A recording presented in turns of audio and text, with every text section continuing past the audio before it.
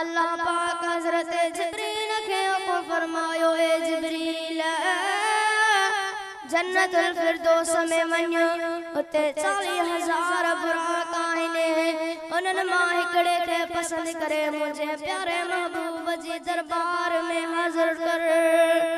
दोस्तों हजरत जिब्रील जन्नत में आयो ॾिसे त सुभान अल्लाह बुराक हिक ॿिए खां वधीक सुहिणा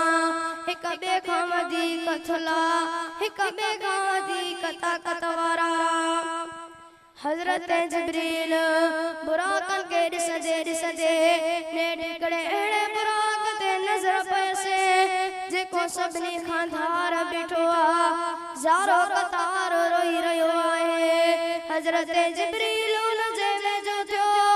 ऐं पुछा करण लॻो ए बुराक जन्नत में न को ॾुख आहे न को ग़म आहे न को परेशानी आहे न को सूर आहे। रब जो फरमान त ला यरोन फीहा शम्सन वला ज़महरीरा उन्हनि खे न को सिज जी गर्मी महसूस थींदी न को घणी थधि। ए बुराक छा ॻाल्हि आहे जो तुंहिंजे चेहरे ते दुख जा सार नज़र अची रहिया आहिनि तूं ज़ारो क़तार रोई रहियो आहे सभिनी खां धार बीठो आहे तुंहिंजो कमज़ोर जिस्म नज़र अची रहियो आहे त वो बुराक चवण लॻो ए जिब्रील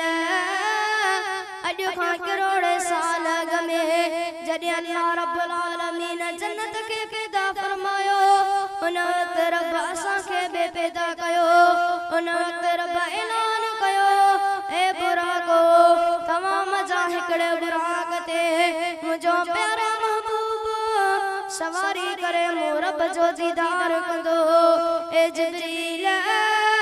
उन ॾींहं खां वठी अॼु ॾींहं ताईं ज़ारो क़तार रोई रहियो आहियां मुंहिंजो अहिड़ो हाल थी वियो आहे। ए जिब्रील अंदर में इहो ई फ़िक्र आहे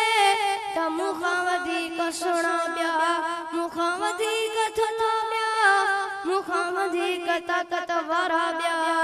ए जिब्रील मां ज़ईफ़ ऐं कमज़ोर आहियां उहा सआदत मूंखे मिलंदी अलाए न। त हज़रत जिब्रील फरमायो ए बुराक बराबर तोखां वधीक सुहिणा ॿिया आहिनि तोखां वधीक थुल्हा ॿिया तोखां वधीक ताक़त वारा ॿिया पर मूं जिब्रील जी नज़र में इश्क तुंहिंजे अंदर में आ मोहब्बत तुंहिंजे अंदर में आ तोखे मुबारक हुजे त मां जिब्रील अॼु तोखे तो पसंदि कयां मां जिब्रील अॼु आशिक़ रसूल खे तो पसंदि कयां। दोस्तो चवंदा आहिनि त ख़ुशीअ जहिड़ी खुराक नाहे गणतीअ जहिड़ो मर्ज़ नाहे जॾहिं बुराक जे कननि ते उहे लफ़्ज़ पया त ख़ुशीअ में अहिड़ो त पल ॾिनई जो सभिनी खां सुहिणो थियो सभिनी खां थुल्हो थियो सभिनी खां ताक़त वारो बणिजी वियो। दोस्तो